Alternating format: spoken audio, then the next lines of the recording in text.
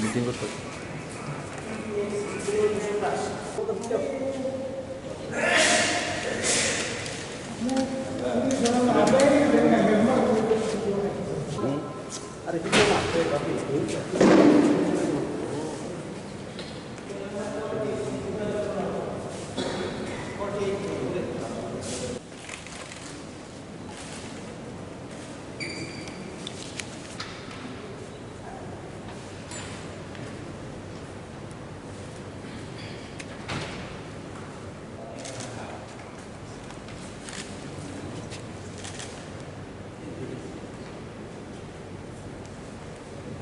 ছয় বছর পর পর রাজ্যসভার জন্য আমাদের ত্রিপুরা থেকে একটি আসনেই ভোট হয়। এবার সেটা হচ্ছে, পার্টির তরফ থেকে আমাকে প্রার্থী করা হয়েছে। আমাদের 15 জন এমএলএ আছে, এই ভোট আমাদের নিশ্চিত। আর অপোনেন্ট পার্টি, রুলিং পার্টি, তাদের প্রার্থী দিয়েছে। এটা অনেকটাই ওপেন সিক্রেট যে যার যার দলের প্রার্থীকে ভোট দেবে সেভাবেই বিকাল 5টায় গণনা হলে পরে তার রেজাল্ট বেরোবে। তো গণতান্ত্রিক প্রক্রিয়ায় ভোটে অংশগ্রহণ করা, সেই প্রক্রিয়ায় আমরা সবসময় অংশগ্রহণ করি, এইবারও তাই করছি। অন্য অন্য পার্টি যারা রয়েছে আইপিএফটি, তাদের কাছে কি আপনি ভোট চেয়েছেন ভোট দেওয়ার জন্য? এটা রাজ্যসভার ক্ষেত্রে এটা চাওয়াটা চলে না, কারণ যার নিয়ম কানুন আছে। এখানে পলিটিক্যাল পার্টির এজেন্ট ভিতরে থাকে, তাকে দেখাতে হয় কোথায় ভোট দিয়েছে, হুইপ জারি করা হয়। স্বাভাবিক কারণে গণনার পরে কোনো কারণে ভোট বাতিল হলে একরকম, আর যদি কেউ অসুস্থ ইত্যাদি কারণে না আসে তাহলে সংখ্যা কম হতে পারে, আর নইলে পরে রেজাল্ট 41-15 এরকমই হবে ধরে নেওয়া যেতে পারে। ক্রস ভোটিং হওয়ার সম্ভাবনা আছে? ক্রস ভোটিংয়ের সম্ভাবনা নিয়ে তো আমি চর্চা করি নাই, কারণ আমি যে ধরনের পার্টি করি আমরা সেভাবে শৃঙ্খলাবদ্ধ অনুগতভাবে আমরা করি। এখন তাদের মধ্যে কী হবে সেটা আমি স্পেকুলেট করব না। তো আমি প্রক্রিয়াটা বললাম যে হুইপ জারি করা হয় এবং একজন করে এজেন্ট, অথরাইজড এজেন্ট বসে আছে সেখানে পার্টির ভোট, তাকে দেখাতে হয় বিফোর ড্রপিং, তাকে দেখাতে হয়। জয় নিয়ে কি? জয় নিয়ে তো কোনোরকম বক্তব্য রাখার কথা না, এটা সন্ধ্যা 6টার সময় জানা যাবে কে জিতল।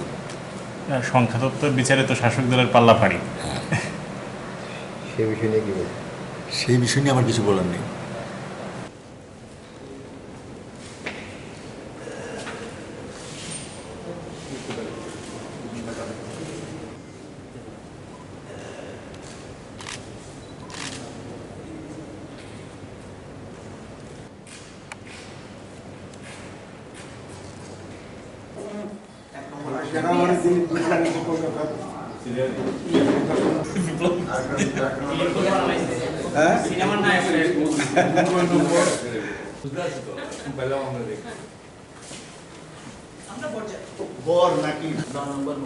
ঠিক আছে,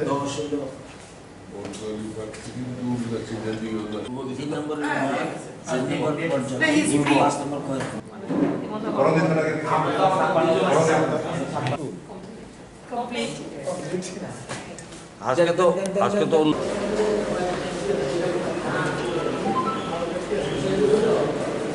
আমি অত্যন্ত আনন্দিত যে ভারতীয় জনতা পার্টির প্রথমবার রাজ্যসভার কোনো সদস্য হতে যাচ্ছে, এবং এর জন্য আমি আমাদের ভারতীয় জনতা পার্টির কেন্দ্রীয় নেতৃত্বকে ধন্যবাদ জানাচ্ছি। এবং আমাদের এখানে অ্যালায়েন্স পার্টনারও আছে আইপিএফটি, ওনাদের যারা সদস্য আছেন বিধানসভায় ওনাদেরকে আমি ধন্যবাদ জানাচ্ছি। আমাদের যারা বিধায়িকারা আছেন আমাদের পার্টির, তাদেরকেও আমি ধন্যবাদ জানাচ্ছি। ওনারা সবাই মিলেই আমাকে সমর্থন জানিয়েছেন। গতকালও মিটিং হয়েছে, সেখানেও ওনারা সমর্থন জানিয়েছেন। তো জয় সম্পর্কে তো আমি নিশ্চিত। সংখ্যাধিক্য যদি আপনারা দেখেন, সংখ্যাধিক্যের দিক দিয়েও আমাদের জয় নিশ্চিত। তো যে বিষয়টা আমার কাছে রাজ্যসভার এমপি হব, সেটা তো নিশ্চয়ই একটা গর্বের বিষয়, কিন্তু তার চাইতেও গর্বের বিষয় সেটা হচ্ছে ভারতীয় জনতা পার্টি প্রথমবার রাজ্যসভার সদস্য হতে যাচ্ছে, এবং সেটা একটা ইতিহাস হচ্ছে, এবং সাধারণ মানুষের জন্য কাজ করার একটা সুযোগ এসে যে যশস্বী প্রধানমন্ত্রী নরেন্দ্র মোদীজি যে চিন্তাভাবনা করেন এবং আমাদের মাননীয় মুখ্যমন্ত্রীও যে কথাটা গতকালও বলেছেন যে সাধারণ মানুষের কথা যেন চিন্তা আমরা করি, সেইভাবে আমরা কাজ করব। সবাইকে নিয়েই সব ডিসিশন হবে। আমার তরফ থেকে যেখানে দিল্লির থেকে কিছু আনা বা দিল্লির গোচরে আনা সাধারণ মানুষের এখানে যেসব সমস্যা, সেই সমস্যাগুলোর যাতে সমাধান হয় সে নিশ্চয়ই আমি করব।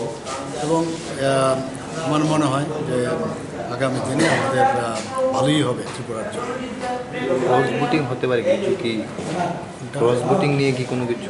সেই রকম তো আমরা চিন্তা ভাবনা নেই। এখন তো বিজেপি তো 33 জন বিধায়ক রয়েছে, প্লাস আইপিএফটি রয়েছে, আর সকলের নিশ্চিত আপনি? আশা করছি আমি সবাই দেবে, কারণ বিপদ দেওয়া আছে, সমস্যা নেই। বিরোধী যারা রয়েছে তাদের কাছে কি আপনি ভোট প্রার্থনা করেছেন? আমি তো সেদিন বলেছিলাম তো নিশ্চয়ই করা উচিত বিবেক ভোট দেওয়ার জন্য।